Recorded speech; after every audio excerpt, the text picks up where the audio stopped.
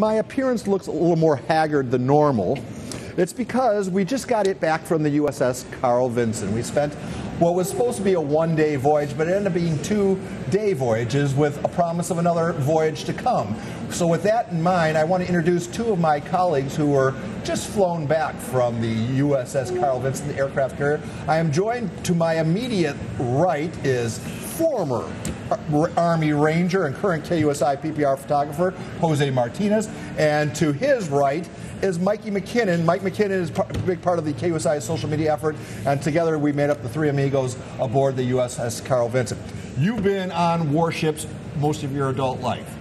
Well, I fought my battles on the ground. But you were deployed via aircraft carrier. Deployed a lot, and I got to say I got a newfound respect for the Navy because, like I said, I fought my battles on the ground, never on the water, never in such tight spaces, and with that many personnel and that many people just coming together as one on one giant ship to try to get the mission, complete. Mikey, I would say you were the least grizzled of the three of us. As the youngest member, what did you learn from this time together? I mean, for me, it was just seeing how many people it takes to operate a ship when it goes out from the harbor.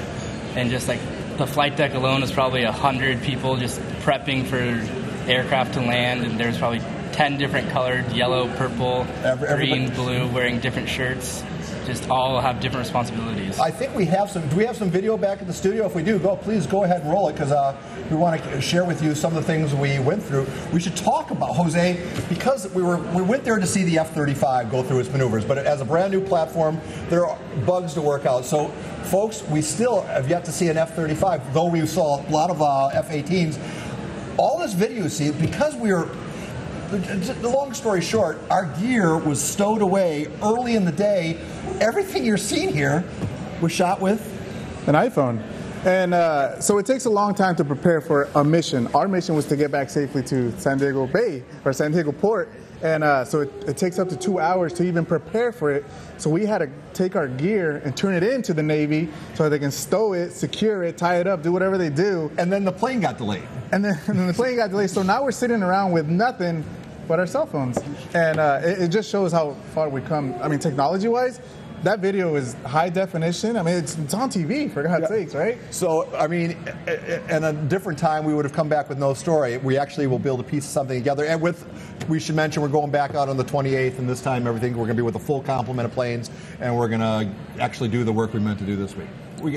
Mikey, what else did you learn? I learned not to follow you.